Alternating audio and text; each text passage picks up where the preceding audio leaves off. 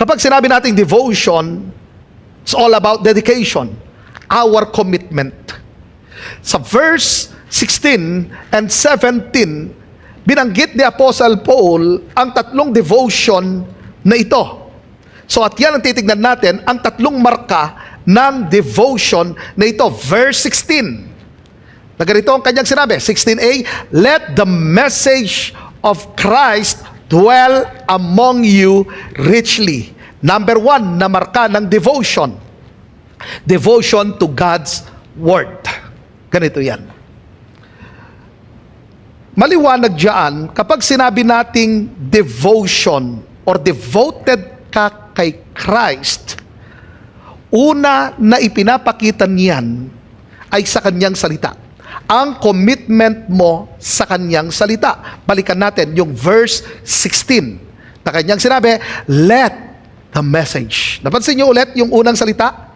Sa verse 15, kanina, let the peace. Ngayon naman, let the message of Christ. Kanina, peace ni Jesus Christ. Ngayon, message ni Jesus Christ. Iaalaw ko ngayon ang salita ng Diyos.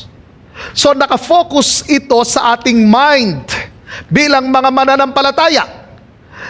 So, ano ang itinuturo niya? Ganito, pag sinabi nating devoted tayo ngayon sa kanyang salita, meron na akong discipline sa kanyang salita. Dati, ang ating devotion, bago tayo nanampalataya kay Kristo, wala tayong pagdi-desire sa kanyang salita.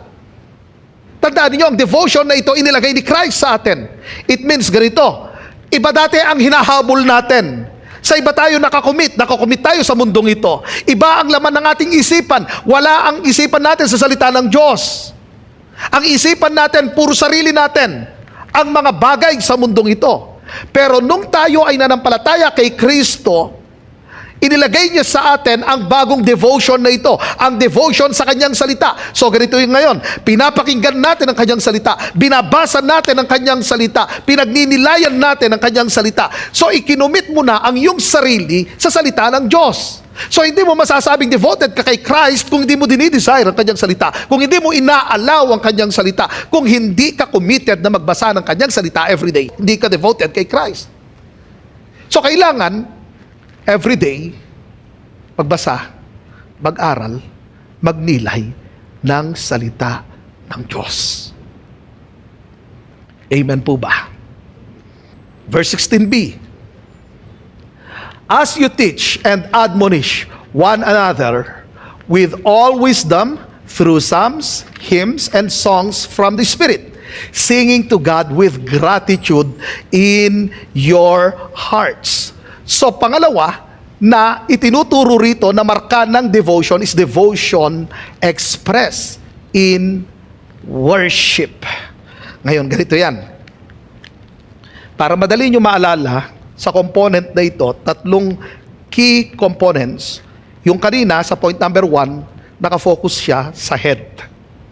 Ibig sabihin, pupunuin ko ang aking isipan ng kanyang mga salita. Pag-aaralan ko, babasahin ko, pag-aaralan ko ang kanyang salita. So, yung commitment mo ngayon sa word ng Panginoon. Dito sa pangalawa, na devotion expressed in worship sa heart. Ang focus niyan, ang love, gratitude, worship. Tignan natin sa verse 16b, teach and admonish. Kung mahal mo ang iyong kapatid sa Panginoon, tuturuan mo yan ng salita ng Diyos, pero hindi lang teaching yan, admonishing yan. May correction, may pagkukorek, mayroong pag-aayos. Bakit?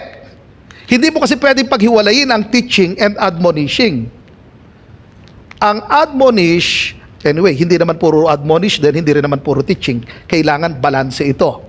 Tinuturo mo salita ng Diyos, dahil nagfe-fail din naman ang mga kapatid, kailangan mo rin silang i-correct. Yon ay isa sa mga expression ng love. Tayo mga magulang, bakit natin tinuturuan ang ating mga anak? Bakit natin dinidisiplina ang ating mga anak? Hindi dahil sa galit, kundi dahil sa love, right? Dahil sa mahal natin sila. Ganun din, bilang mga mananampalataya, bakit natin tinuturuan ang mga kapatid sa Panginoon? Bakit natin sila kinokorek? Dahil mahal natin sila. Dahil nag-start ito sa commitment ko sa head, ang point doon, pagbabasa, pag-aaral, pagninilay ng kanyang salita, susunod na ron ang aking love.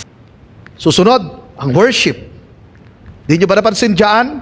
Yung way pa ng ating pagtuturo at pag-a-admonish sa pamagitan ng psalms, hymns, songs.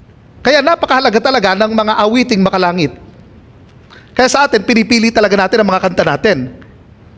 Kasi, sa mga kanta, doctrine na talaga yan. Pagtuturo mismo yan. Katulad ng kinanta natin kanina. So, yung unang mabilis na kanta natin, kasama natin ng Diyos. Biblical yon. Kasama natin ng Diyos. Dahil yun ang sinabi ng salita ng Panginoon. Yun ay pagpapaalala na ang Diyos mismo, ipinapakita roon ang katapatan ng Diyos sa atin. Bakit? Kasi ang kanyang pangako, hindi siya mangiiwan sa anumang mga sitwasyon ng ating buhay. Yun ay pagpapakita, una, ang presensya ng Diyos ay naroon kahit saan. Sa anumang mga sitwasyon ng buhay natin. Pangalawa, ipinapakita na promise keeper ang Panginoon. Kaya ngayon yung sinabi ko sa inyo, faithfulness ng Diyos. So natuturuan na tayo sa pamagitan ng kanta. Nako-correct din tayo ron dahil minsan nasasabi natin, pinabayaan nata ako ni Lord. Nung kinanta natin, ay kasama natin si Lord. Nakorek ako. Naayos ako. Nakukuha niyo yung point. O kaya feeling natin, kaya ako pinagpala ng Diyos kasi mabuti ako. So nung kinanta natin yung kay buti-buti mo, ay hindi pala dahil sa kabutihan ko, kundi dahil sa mabuti ang Diyos. Or maring hindi natin naiintindihan ang soteriology, ang about sa salvation. Yung kinanta natin sa panghuli kanina, that is soteriology. Usapan doon ang sukdulang biyaya ng Diyos. Minahal ka ng Diyos dahil sa kanyang grasya. Pinatawad ka ng Diyos dahil sa kanyang grasya. Tinanggap niya tayo dahil sa kanyang grasya. So ibig sabihin, ipinapakita roon na kahit hindi natin deserve ang love ng Diyos, pinili niya tayong mahalin. Kahit hindi natin deserve ang pagpapatawad ng Diyos, pinili niya tayong patawarin.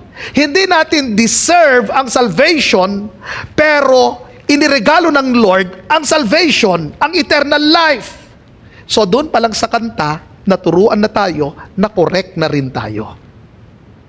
Kaya yun ang tinuturo ng salita ng Panginoon. Alam ninyo, maging ang ating Panginoong Hesus, ipinakita niya roon ang kahalagahan ng pag-awit. Nung gabi na siya'y ipinagkanulo, bago sila or habang sila'y papunta sa Garden of Gethsemane, anong sabi ng Bible? Sila ay umawit sa Diyos. How come? Na-troubled ang situation, inaawitan mo pa rin si Lord. Kasi nga, tandaan ninyo, ang pag-awit ng mga awiting makalangit, nagbibigay ito ng katatagan sa atin.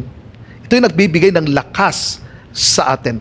Kaya tayo po, tinuturuan ng salita ng Panginoon, sinabi roon, as you teach and admonish one another with all wisdom, through psalms, hymns, and songs from the Spirit. So, i-practice talaga natin ito.